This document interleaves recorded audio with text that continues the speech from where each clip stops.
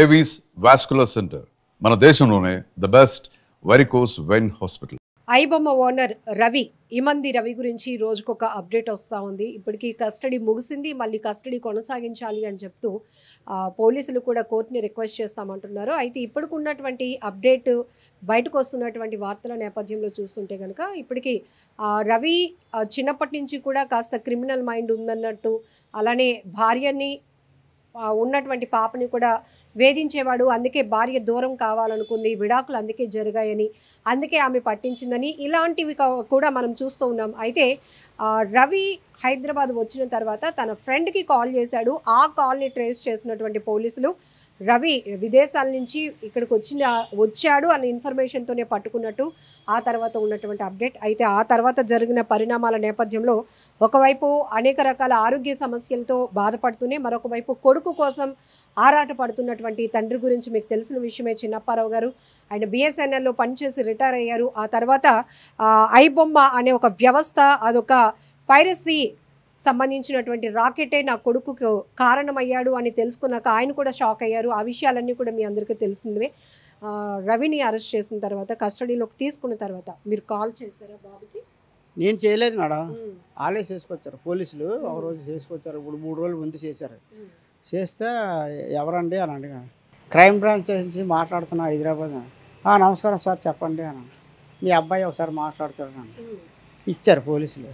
ఇస్తే ఏం బాబు ఎలా ఉంటాయి? నాన్న ఎలా ఉన్నావు? బాగున్నావు. నేను బాగానే ఉన్నాను బాబు, నీ గురించి ఆలోచన, ఎందుకు ఇలాంటి పని చేసావు, మనకు ఉండేది మనకు చాలు కదా, ఎలాగో బతకడం సరిపోదు కదా, మనకు ఎందుకు తల్లప్పుడు అంటే, నేను పర్వాలేదు బాగానే ఉన్నాను, నువ్వు బాగుంటు అది చేద్దాం, నేను బాగానే ఉన్నా నువ్వు బాగుండు అని చెప్పాను. అంతవరకే. అయితే ఫోన్ కట్ చేశాడు. కొన్ని సెకండ్లేనండి. అయితే మరుసటి నాకు ఐడియా వచ్చింది. ఐడియా వచ్చి నంబర్ ఉంది కదా మనకాడ అని ఆ సెల్లో నెంబర్ చూసి మళ్ళీ ఫోన్ చేశాను. 11 తర్వాత చేశాను. చేస్తే ఎత్తలేదు. 2 సార్లు చేసాను, ఎత్తలేదు. అంటే అంటలేండి, అప్పుడే అంటనే కాలు మళ్ళీ చూసి ఎత్తలేదు. సర్లే అని ఊరుకున్నాను. వాళ్ళే మళ్ళీ 2:15 అయింది ఫోన్ చేసుకొచ్చారు. నంబర్ కొంచెం గుర్తుపెట్టాను. మళ్ళా నమస్కారం సార్, నేను ఇమంది రవి వాళ్ళ నాన్న. తెలుసు అన్న. అంటే సార్ మా కుర్రోడితో ఒకసారి కొన్ని సెకండ్ మాట్లాడుతాను సార్, ఇవ్వండి ఒక 1/2 నిమిషం అంటే ఇచ్చారు. ఇస్తే మాట్లాడారు. ఏనాయనా అక్కడ ఒక్కడో అయిపోయాయి కదా, నీకు ఎవరు లేరు కదా, మరి ఇక్కడ మన తెలిసిన లాయర్లు ఉన్నారు, లాయర్లు పెట్టమంటే పెడతాను, నువ్వే ఇబ్బంది పడకు, నేను నా చేసే పని ఏదో నేను చేస్తాను, మంచోళ్ళే లాయర్లు ఉన్నారు అని. వద్దు, ఇక్కడ ఉన్నారు నాకు తెలిసిన వాళ్ళు, చూసుకుంటారు. సరే అయితే నాకు శ్రమ తగ్గించినోడు అయ్యావు, కానీ ఏ అవసరమైనా నాకు ఫోన్ చెయ్యి, నా చేతనైన వరకు, నా చేతలు ఉన్నంత వరకు చేస్తాను, లేదు డబ్బులే కావాలన్నా అరేంజ్మెంట్ చేస్తాను అని చెప్పాను. అలాగే అన్నాడు. అంతవరకే. ఆ తర్వాత ఫోన్ పెట్టాం, అయిపోయింది. అంతకన్నా నాకేం తెలియదండి. చూడాలని ఉంది రా నాన్న అని అలాగేం లేదు. అంత ప్రేమలు ఆడికి లేవు, నాకు లేవు. మా కుటుంబం నలుగురు అంతే, ఎవరి మీద ఎవరికి ప్రేమ ఉండదు, ఏదో బతుకుతున్నాం. మొదటి వరకు భార్య పట్టించింది అని వార్త వచ్చింది. అంటే భార్యని పాపని కూడా మీ అబ్బాయి రవి వేధించేవాడని, అందుకే ఆవిడ అతని నుంచి విడిపోవాలనుకుంది, విడాకులు అయ్యాయి అని. ఎంతవరకు వాస్తవం అంటారు? చాలా మంచోడు అండి, మంచోడు. అలా అవన్నీ తప్పుల మాటలు, తప్పుల ప్రసారం. ఆడు అలా అన్నాడని అనుకోలేం, మరి ఆ కోడలు కూడా అలా అన్నదని అనుకోను. వీడు పిల్లని బాగానే చూసుకుంటాడు, మా కోడలు బాగా చూసుకుంటాడు, మా కోడలే మంచిదే. కాకపోతే ఇక్కడ అంతా జరిగింది ఏంటంటే వాళ్ళ అత్త అంతా చాలా మేధావండి. ఆవిడ అత్త ప్రవర్తన నాకు నచ్చలేదు. ఆవిడేం ముసలైపోయిందండి. ఏం కావాలి? మందులు కావాలా, 3 పూటలకు అన్నం కావాలా? అలా కాదు, ఈవిడ తెచ్చిన జీతం అంతా పులుసులు వేసేసి, ఆవిడకు ఒక కారు డ్రైవరు. ఈవిడికి ఎందుకండి ఇవన్నీ సోకులు, రోజు షాపింగ్లు. ముసలైపోయింది, ఆవిడకి కావాలా? ఏమనంటే నా కూతుర్ని నేను చదివించాను, ఉద్యోగం చేసుకున్నా, ఆ డబ్బు అంతా నేను ఖర్చు పెట్టుకుంటానని 10 పైసలు ఉంచకుండా ఖర్చు పెడుతుంది. అలాంటప్పుడు వీడికి బాధ అనిపిస్తుంది కదా, ఉద్యోగం వెళ్ళడం ఎందుకు, ఖర్చు పెట్టుకోవడం అంటే. ఉద్యోగం మానేయచ్చు, చేయొచ్చు. ఉద్యోగం చేసిన పేరే కానీ డబ్బులు 100 రూపాయలు కూడా ఇవ్వకపోతే ఇంట్లో ఎందుకు, వేస్ట్ కదా ఆ ఉద్యోగం. ఏమనంటే నా కూతురు నా కష్టం అని. ముసలైపోయిన తర్వాత ఎందుకండి ఆ పోజులు, లగ్జరీ ఎందుకండి? ఆవిడకు ఒక కారు డ్రైవరు, మళ్ళీ షాపింగ్లు, మరి కారు ఉంది, షికారు వెళ్తుంది, షాపింగ్కి వెళ్తుంది, షాపింగ్లు చేస్తూ ఊరుకుంటారా, బోల్డ్ డబ్బులు అవుతాయి. ఇవన్నీ అడగకూడదు. వీడు అడిగితే చెడ్డోడు. మా కోడలు అడిగిందని నేను అన్నాను, ఆవిడ మంచి ఆవిడే, మా కుర్రాడు మంచోడే, పిల్లకి ఎందుకు వేధిస్తాడు? రతనాల బొమ్మ మా మనవరాలు. మాకు తలుచుకుంటే బాధ వేస్తుంది. ఆడు కూడా బాగా చూసుకోండు. తప్పమ్మా, లేనిపోయి మాట అనుకోకూడదు. మా కోడల్లో అన్నాం, ఆడిన అన్నాం, వాళ్ళ అత్త వల్ల వచ్చింది ఈ బాధ అంతా. ఆవిడేమైనా ప్రెజర్ తెచ్చారా, ఎక్కువ సంపాదించాలి, ఎందుకు పనికిరావు, అలాంటి మాటలు ఏమైనా అనడం వల్ల రవి ఇలాంటి డైవర్షన్కి వెళ్ళి వినలేదు, ఆడు చెప్పలేదు, కానీ అర్థం చేసుకున్నాను నేను. అంతే, ఆవిడ చేసినవన్నీ డబ్బంతా నీళ్ళ ఖర్చు పెట్టిస్తాడు ఆవిడ. వీడినేమో అంటే ఒప్పుకుంటాడట, వీడు సొమ్ము తిని వీడినంటే ఊరుకుంటాడట, ఏదో అని ఉంటాడు. వీడిని పుణ్యానికి అంటే ఊరుకుంటాడట. ఇప్పుడు మిమ్మల్ని మీరున్నారు, నేను మిమ్మల్ని అనవసరంగా అంటే మీరు ఊరుకుంటారా? ఊరుకోరు కదా. ఏది మర్యాద మీకు ఇచ్చిన మర్యాద మేము, మాకు ఇచ్చిన మర్యాద మేము ఇచ్చుకోవాలి. అంతవల్ల ఆవిడ మంచిది కాదు, నాకు తెలిసిపోయింది. ఆవిడ పెళ్ళినప్పుడు చూసినప్పుడే తెలిసిపోయింది. కేవలం మీ అబ్బాయి వాళ్ళ అత్తగారి వల్లే వీళ్ళిద్దరూ విడిపోయారు అవ్వచ్చు, అది 100% అవ్వచ్చు. కానీ చెప్పిన మాటలు వినకూడదు. ఆ పిల్లే కదా, ఏ పిల్ల కూడా చెప్పిన మాటలు, ఏ మనిషి స్త్రీ అయినా పురుషుడైనా చెప్పిన మాటలు వినకూడదు. వింటే మాత్రం కుటుంబాలు విడిపోతాయి, మనుషులు విడిపోతారు. ఎప్పుడు నేనున్నానా, నాకు 100 మంది చెప్పానండి వెంటనేమో, నాకు ఎవరు చెప్పరు కూడా. చెప్తే వెంటనే అడిగి పెళ్ళి అయిపోద్ది, ఆడవాళ్ళకైనా మగవాళ్ళకైనా పెళ్లి చేసేస్తాను వెంటనే. నేను నీకు తెలుసా రా అయితే వాళ్ళు అడుగుదాం అంటాను. అంతేగాని ఒకళ్ళు చెప్పారని నేను రియాక్ట్ అయ్యాను. నాకు చూడాలా, నా కంటితో చదువుతో వినాలా, నేను మాట్లాడతాను. ఎవరైనా చెప్పినా విన్నాం, నాకు ఎవరు చెప్పరు. ఇప్పుడు మీ అబ్బాయి రవి పైన కూడా సినిమా ఇండస్ట్రీకి చెందిన పెద్దలు కొంతమంది రకరకాలుగా, అంటే రవి లాంటి ఇంటెలిజెంట్ పర్సన్ని పోలీస్ డిపార్ట్మెంట్లోనికి తీసుకుంటే ఆ నాలెడ్జ్ని మనం సైబర్ నేరాలు అరికట్టడానికి ఉపయోగించవచ్చని కొంతమంది మీకు ఆల్రెడీ తెలుసు, ఎన్కౌంటర్ చేసేయాలి, ఇలాంటి వాళ్ళు ఉండకూడదని అంటారండి. ఆడికి లాభం, సి కళ్యాణ్ అడుగుడిగా 100 కోట్ల సినిమా పెట్టి 1000 కోట్లు మింగియాలని చూశాడు. ఆడికి నష్టమే జరుగుతుంది. ఆడు అంటాడు, ఆడు ఎన్కౌంటర్ చేసేమని ఆడు అంటున్నాడు. ఆడిని ఎన్కౌంటర్ చేసేమని నేను అంటాను. ఆడు ఎన్కౌంటర్ చేసేమని పోలీసులు చెప్తే పోలీసులు చేసేస్తారా? లేకపోతే నేను చెప్తున్నాను, దండం పెట్టి పోలీసులు చెప్తున్నాను, ముందు ఆడిని ఎన్కౌంటర్ చేసేమని చేస్తారా? అంతే, ఆడేవాడు నేను అవ్వండి చెప్పడానికి. చట్టం ఏం చేయాలి, చట్టం చేస్తుంది. ఆ రూల్స్ ఎలా ఉన్నాయి వాళ్ళు ఉపయోగపడదు. అంతేగాని ఆడేవాడు నేనేవాడిని అండి చట్టం దగ్గర. అందరూ ఎంత డబ్బు ఉన్నాడని, ఎంత గర్వం ఉన్నా చట్టానికి తల వంచి ఉండాలండి. మనం తప్పు చేసాం తల. కొంతమంది మీ అబ్బాయికి పూర్తిగా వ్యతిరేకంగా వెళ్తే, కొంతమంది మాత్రం మీ అబ్బాయి ఇంటెలిజెన్స్ని, అంటే ఆ మేధాశక్తిని ప్రశంసిస్తున్నారు. ఇలాంటి వాళ్ళని మనం రైట్ వేలో ఉపయోగించుకోవచ్చు. నేను అవన్నీ నాకు అనవసరం అండి. మనం 100 మంది 100 రకాలుగా కొనుక్కుంటాం, మనకు అనవసరం. అది ఆడు తెలివితేటలు ఉన్నాయి, ఓడుకుంటామని గవర్నమెంట్ అన్నది అనుకోండి, ఆడిష్టం. నేను ఇస్తానండి మీ తెలివితేటలు అని అంటే ఆడిష్టం. చేసేవాడు ఆడు, నేను చేయలేనండి, నాకు ఇంకా నా ఒప్పుకు లేదు అని అనిచాడు అనుకోని ఆడిష్టం. ఆడిని నేను చెయ్యి వద్దని నేను అన్నాం, గవర్నమెంట్ కోరమని నేను అన్నాం. ఏంటన్నా, అందువల్ల అవన్నీ వాళ్ళ పర్సనల్. ఇంకా మనమేమో ఆశ. మొదటి నుంచి ఒక తండ్రిగా పిల్లలు, ఒక 4 పిల్లలు ఉన్నారు, వీళ్ళు ఎందులో మంచి ఇంటెలిజెంట్ అలా మనకే తెలుస్తుంది తల్లిదండ్రులుగా. ఫస్ట్ నుంచి రవి మైండ్ సెట్ కానీ మంచోడమ్మా, మంచోడు. ఇప్పుడు నేను ఎలాగో కామ్గా ఉంటాను, ఆడు కామ్గా ఉంటాడు. ఆడు పని చేసుకుంటాడు, శుభ్రం చదువుకుంటాడు, వచ్చాడు చేశాడు. అంతేగాని ఒకళ్ళు బాధ పెట్టి మనస్తత్వాలు కాము. అది మన సొమ్ము ఒకళ్ళు తిన్నారు కానీ ఒకళ్ళ సొమ్ము అరగం. నేను కష్టాల్లో వచ్చాను, ఇంత కుటుంబం ఉంది కానీ కష్టాల్లో వచ్చాను. అలాగే ఆడు కూడా గవర్నమెంట్ ఉద్యోగం చేస్తాడు మా నాన్నని, ఆడు ఎప్పుడు ఇది లేదు. ఆడుకున్న బాధలు ఆడు కష్టాలు పడిన రోజులు ఉన్నాయి. మరి మాకు ఇంట్లో గొడవలు రావడం వల్ల ఇవన్నీ జరగడానికి నా పిల్లం కారణం. మరి ఏం చేస్తాం? ఇప్పుడు సినిమాల్లో కొన్ని చూస్తూ ఉంటాం కదా, ఒక హీరో, ఒక క్యారెక్టర్ బాగా కష్టాలు పడి ఒక సమాజం మీద ఒక అవగాహన కావచ్చు, లేకపోతే ఒక కసి కావచ్చు, విరక్త కావచ్చు, అవన్నీ ఉంటాయి సినిమాలు లాగా. ఆ సినిమాలు ఏంటి, మన జీవితాల స్టోరీలే తీస్తారు. కాబట్టి అలాగే ఉంటుంది. కసి కాదు, ఆకలి. కసి వేరు, ఆకలి వేరు. ఆకలితో పుట్టాడు, ఆకలితో పెరిగి ఉన్నాడు కొన్నాళ్ళు. ఇక్కడ ఆకలితో ఉన్నాడు, మా గొడవల వల్ల హైదరాబాద్ వెళ్ళిపోయాడు. ఇక్కడ ఆకలితో ఉండలేక అక్కడ ఎవరో ఫ్రెండ్స్ని పట్టుకుని ఏదో అన్నం తినో ఉన్నప్పుడు రోజుకి 1-2 సార్లు తినో అలా కష్టపడి ఆడు స్వయం కృషితో ఆయన నేర్చుకొని ఏదో పని నేర్చుకుని బతికాడు. అంతేకాని ఆడు డైరెక్ట్గా పెద్దోడు అయిపోలేదు, లేకపోతే ఆడికేమో నేను డబ్బు ఇచ్చి ఎంకరేజ్ చేయలేదు. నాకే తక్కువ 4-5 జీతాలు వస్తే ఏం జీతాలండి, మా జీతాలు ఉండి సరిగా ఉండి కావు, ఒక దానికి ఉంటే ఒకటి ఉండి కావు సెంట్రల్ గవర్నమెంట్ జీతాలు. మాకు అలాగే ఫస్టులేమో ఇబ్బందులు పడలేదు, ఉన్న దాంట్లో జాగ్రత్త. అది నేను మందులో నలుగురు నాకు కొట్టను, మందు అది కొట్టినాడు అయితే అక్కడ తాగిసి వచ్చేస్తారు. అలాంటి వాళ్ళు ఉన్నారు మా ఆఫీస్లో చాలామంది. ఇప్పుడు మీ అబ్బాయి వాదించడానికి లాయర్లు ఉన్నారు, నువ్వేం భయపడకు నేను చూసుకుంటాను అన్నారు. సో లాయర్లు ఏమైనా మిమ్మల్ని అప్రోచ్ అయ్యారా? ఎవరు లాయర్ రాలేదు. సలీం అని ఒక లాయర్ గారు వచ్చారు, వచ్చి మీ అబ్బాయిని నేను వాదిస్తానండి అని అంటే, మీరు వాదిస్తారు సార్, డబ్బులు ఖర్చు పెట్టుకొని కోర్టుల చుట్టూ నాకు తిరిగి ఓపిక లేదు, నాకే బోల్డెన్ రోగాలు ఉన్నాయి, మీరు వాదిస్తారా? వాదించవచ్చు, నాకు ఓపిక లేదంటే ఆయన అన్నారు, మీరు డబ్బులు ఇవ్వక్కర్లేదండి, నేను ఫ్రీగా వాదిస్తాను, సంతకం పెట్టండి, ఒక సంతకం అంతే. నేను అన్నా, సంతకం పెడితే ఇంకా కోర్టులు కట్ట రమ్మంటారా బాబు, తిరిగి ఓపిక లేదు, నాకు ఒంట్లో బాగలేదు, దయచేసి నన్ను వదిలేయండి చాలు.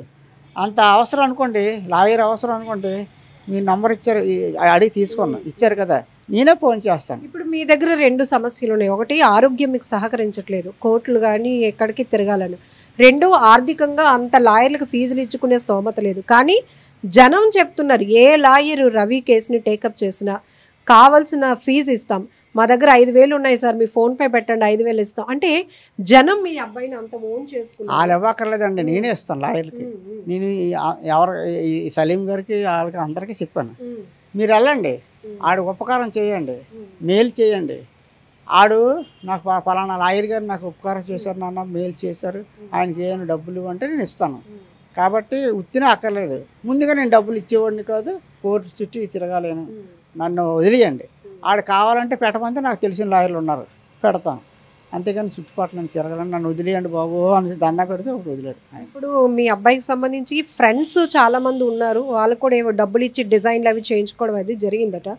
సో ఆ ఫ్రెండ్ ఫోన్ ద్వారానే మీ అబ్బాయి హైదరాబాద్ వచ్చే విషయం కూడా పోలీసులు తెలుసుకున్నారు. అలాంటి ఫ్రెండ్స్ ఇక్కడ నుంచి ఉన్నారా, మన వైజాగ్ నుంచి? కానీ ఇక్కడ ఎవరు లేరండి, ఉన్నోళ్ళు ఇక్కడ చిన్నప్పుడు చదువుకుని ఉన్నారు, కానీ ఇక్కడే ఉండిపోయారు వాళ్ళు, అంతే ఇంకెక్కడికి వెళ్ళలేదు.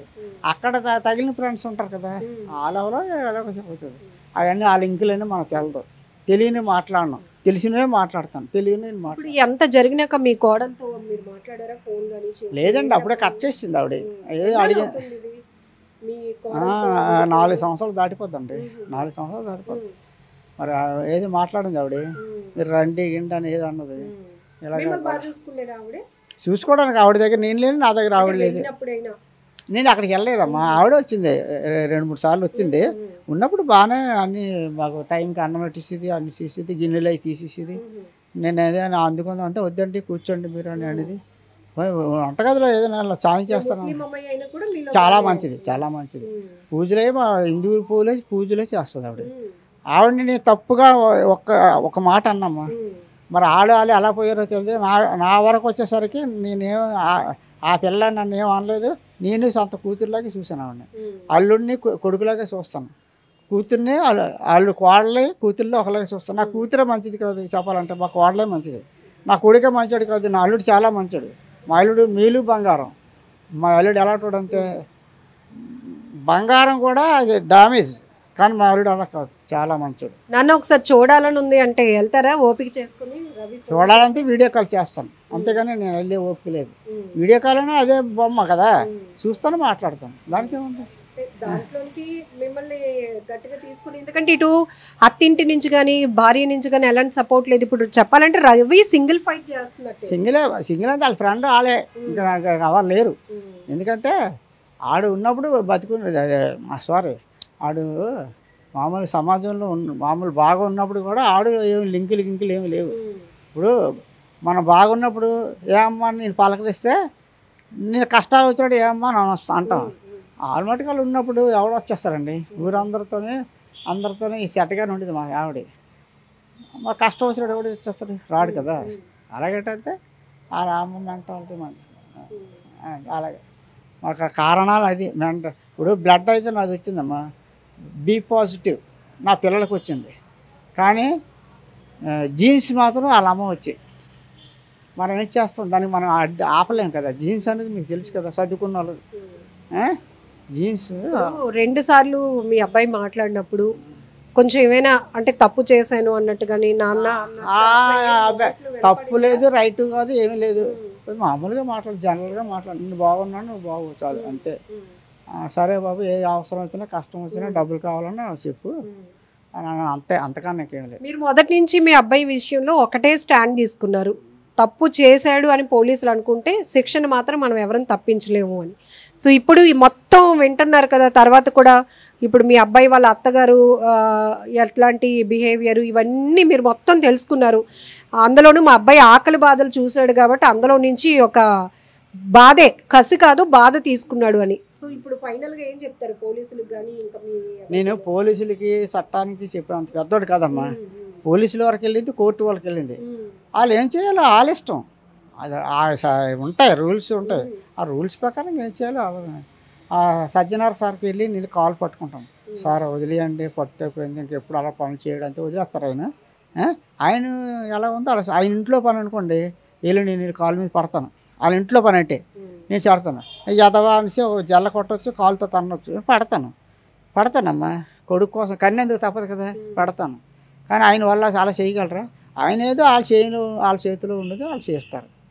కాబట్టి బాబుని కస్టడీకి తీసుకోగానే 20 కోట్ల దాకా ఈ పైరసీ రాకెట్ నుంచి మనీ ల్యాండింగ్, అలానే ఈ బెట్టింగ్ యాప్లు అన్నిటి అడ్వర్టైజ్మెంట్ వాటి ద్వారా సంపాదించారు అని. ఇప్పుడు అది కాస్త 100 వరకు ఉండొచ్చు, 100 కోట్లు అన్నట్టు అంటున్నారు. అంటే ఒక నిరుపేద కుటుంబం నుంచి వచ్చి విశాఖ లాంటి ప్రాంతం నుంచి వెళ్ళినటువంటి ఒక అబ్బాయి 100 కోట్లు అంటే అలా అండమే కానీ నాకు వినడమే కానీ మనం అది నిజంతో అబద్ధం అది మనకు తెలియకుండా మనం ఏది వాక్కూడదు.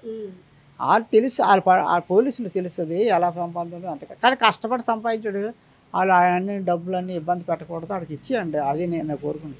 కష్టపడ్డాడు, తప్పు అయితే అవ్వచ్చు, కానీ వాడు కష్టపడిన కష్టాన్ని మీరు ఇబ్బంది పెట్టకండి, ఇచ్చేయండి వాడికి. కానీ ఇక మీదట చేసామనుకుంటే నీకు చాలా వార్నింగ్ రా బాబు. కష్టపడి సంపాదించింది అది. కష్టపడి తెలివితేటలు తెచ్చుకొని కష్టపడి సంపాదించాడు. కాబట్టి ఈసారికి కష్టం ఎందుకు అవుతుంది, తప్పు అవుతుంది అని.